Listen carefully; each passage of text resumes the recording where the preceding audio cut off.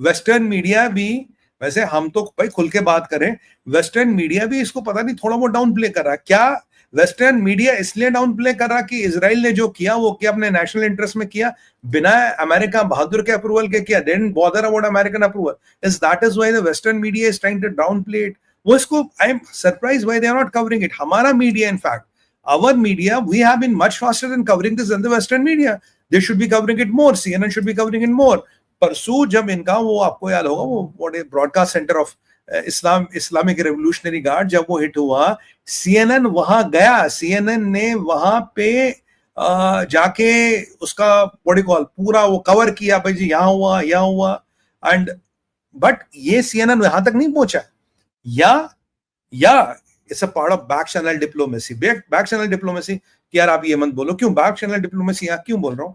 अगर ये चीज खुल के आएगी, अगर ये चीज बाहर आएगी, पूरे इस्लामिक उम्मत में, पाकिस्तान में, खैर जात पाकिस्तान में, और पूरे अमेरिका में, मिडिल ईस्ट में, जो इस टेक्नोलॉजी को समझते हो जानते हैं, वो समझेंगे कि भैया ये तो काली राम का फट गया डोल, अब कुछ नहीं कर पाएगा। और अगर ये कुछ नहीं कर पाएगा, what is the leverage of Khamenei? Why should Israel tolerate Khamenei and why should Trump tolerate Khamenei? क्योंकि ये चीज बाहर आने के बाद खमेनी का लेवरेज और इनका लेवरेज खत्म हो जाता। अगर लेवरेज खत्म हो जाता, जाहिर सी बात है कि वो इसको टॉलरेट क्यों करे? Why the hell should they be bothered about Khamenei? And who is Khamenei in the bigger scheme of things? ये एक हो सकता है बैक चैनल डिप्लोमेसी हो, और एक दूसरा गेम, देखिए मैं why I love Israel is Israel always sets a game. Israel एक बेंचमार्क सेट करता है। इजराइल ने अब एक और चीज बोल दी कि अगर आप डायरेक्टली न्यूक्लियर साइट्स को अटैक नहीं करोगे, पर brain behind the nuclear sites, जो न्यूक्लियर साइट्स के पीछे का दिमाग है यार, वो तो अटैक कर ही सकते हैं ना। तो it's a new precedence wherein you are killing the site, where you are killing the brain behind the nuclear sites. You go and destroy a center like this and then you say, look, we have not trust your nuclear facility. हमने कुछ किया नहीं, but जो उसका पीछे का brain था हमने ये डिस्ट्रॉय कर दिया। जैसे पेरिफेरी की बॉम्बिंग करके साइट ध्वस्त नहीं होती, साइट कंटेमिनेट होती, ठीक उसी तरह if you kill the nuclear brain of a country, the site it gets decimated, and it gets decimated, and you have not violated any major thing. You have not done a nuclear strike, but you have done a strike which kind of, जो nuclear परिस्थिति में जाने से पहले उसको काम करती है, उसको रोकती है। ये एक नया डॉक्ट्रिन है। जैसे ऑपरेशन सिंदूर में peripheral bombing and contamination of the site was a new doctrine. Getting the site and getting the facility used, this was a new doctrine. I think likewise, this is again a new doctrine where you dismantle the brain of the site or the R&D of the site, and you have not touched the site, but yet you have dismantled the program. आप समझ रहे हैं ना? मतलब जरूरी नहीं कि गोली चला के मार दो, करंट से भी आदमी मरता है, कुछ से भी मरता है, जहर से भी मर सकता है। If you have to stop a program, you might not always blast the thing. If you have to stop the thing, you might not always blast the thing. There are various ways of doing it.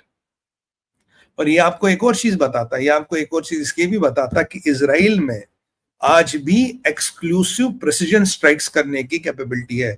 Israel can do pin pointed strikes even today. और आपको क्या लगता है, Iran ने इस facility के बचाव के लिए कुछ नहीं किया? Iran had nothing for this facility.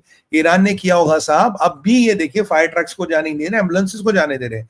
क्या वहां इतनी लाशें बिछी हैं कि they are just getting ambulances to clear the dead bodies? It is possible. I am not saying it happened, but I am saying it is quite possible. That is why there something they are trying to hide.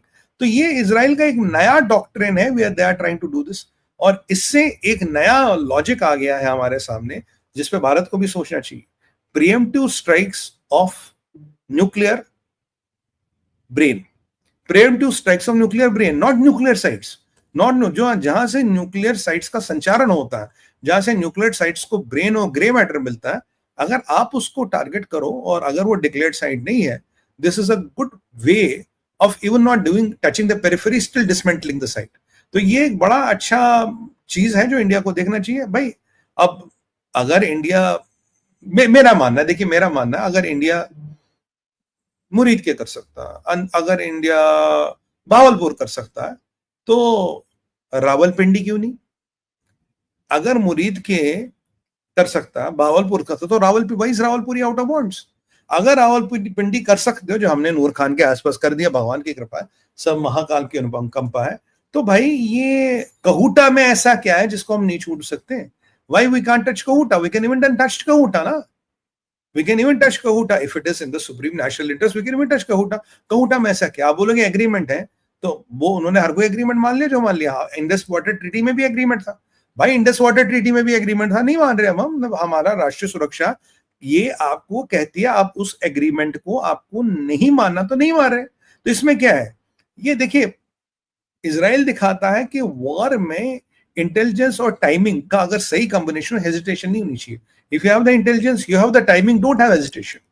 क्योंकि intelligence आपके पास थी, timing थी, Trump आज भी करा रहे हैं nuclear site पे अटैक करेंगे नहीं करेंगे, which can be again which trying to blame, but the point here is if you have the timing, अगर आपके पास टाइमिंग है, अगर आपके पास इंटेलिजेंस है, then there should be no hesitation to mercilessly track down the enemy. ये चीज हमें बहुत क्लियरली सिखा जाती है। और इसका मतलब एक और चीज है भाई, ये ईरानी हमारे कहते थे हमने मोसाड के जासूसों को पकड़ा। आप में से किसी भाई का कल प्रश्न था, सुमित भाई ये मोसाड के जासूस पकड़े, एक पकड़े, दो पकड़े, पांच पकड़े, whatever, it's not more than 5 and it's less than 4। तो अब जो मोसाड का यूनिट था जिसने ड्रोन चलाया, मोसाड के यूनिट जिसने इनकी वाट लगाई, तो क्या अगर ये साइट में अब प्रिसीजन हुआ है, भाई मोसाड का बंदा जरूरी नहीं है ज्यूइश हो, मोसाड का बंदा जरूरी नहीं इजराइल हो, तो क्या मोसाड के इस साइट के अंदर भी एम्बेडेड एसेट्स थे? क्या मोसाड के साइट के अंदर भी मोल से, आप याद करिए पेजर फटते गए खटाखट खटाखट खटाखट खटाखट, तो पेजर के फटने के बाद क्या इस साइट के अंदर भी मोल्स थे? क्या इस साइट के अंदर भी एम्बेडेड चीजें थी जो उनको नहीं पता, they were not aware of it? So this is also something which we have to really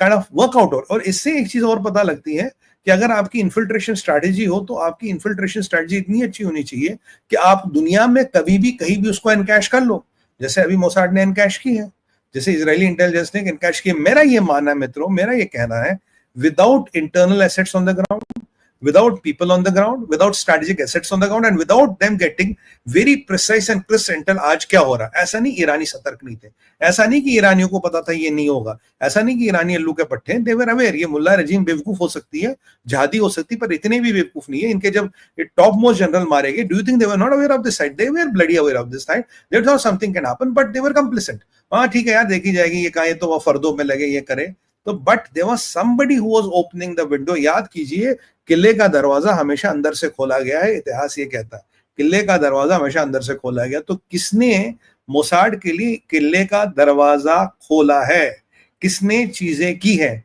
अब ये जो ईरान का कश्मीर को लेके खमेनी के विचार थे, गाजा से कंपेयर कर रहे थे, तो अब खमेनी को सोचना पड़ेगा, खमेनी को सोचना पड़ेगा कि जरा अपने विचार और अपने विचारधारों को कैलिब्रेट करें। और पाकिस्तान को एक और चीज सोचनी पड़ेगी, ये जो कश्मीर को लेके तुम्हारा मिलिट्री माइट है, ये तो तुम्हें लगता है हमारे पास बहुत सा जंगी सेना है, मिलिट्री है, ये जंगी सेना और मिलिट्री क्या ये तुम्हारा एक डेटरेंस है या तुम्हारा लेविजान है? It can be another of debacle, you can be another building another Natanz which you built for 40 years and idea of dismantled it in 48 hours। Operation सिंदूर के बाद पाकिस्तानियों तुम्हें सोचना पड़ेगा ईरान की दुर्गति देखते हुए, और ईरान के पास माना जाता 10वीं 11वीं दुनिया में बड़ी सेना, उस सेना का यूज नहीं हो पाया, वो आज तक पिस्टल नहीं चला पाई। उस सेना के होते हुए तुम्हारे मित्र ईरान का, हमारा तो नहीं है भाई, तुम्हारे मित्र ईरान की ऐसी दुर्गति हुई है, ऐसी वाट लगी है, तो पाकिस्तानियों तुम्हें सोचना पड़ेगा what the hell are you up to? Your obsession of Kashmir and your obsession against India might be an expensive dream that might dismantle anything and everything which you've built for 40 years। And don't think this is the last trick of the card of Mossad। Israel के पास ये आखिरी पत्ता नहीं, Israel के पास तो कई सारे पत्ते हैं। याद करिए बेंजामिन नेतन्याहू ने क्या कहा, we have so many tricks, we have so many things up our sleeve, even Iran will not have an idea। But Khamenei रोज कहता Zionist regime को हम सबक सिखाएंगे, they have crossed the limit, they have done this, हम सबक सिखाएंगे। मैं कहा दद्दू उम्र निकल गई, कब सबक सिखाओगे? अब तो तुम्हारी उम्र निकल गई, सबक कब सिखाओगे? पर ठीक है, उसका रेटोरिक चलता रहता, क्योंकि उस रेटोरिक के दम पे ही उसकी चीजें चलती है।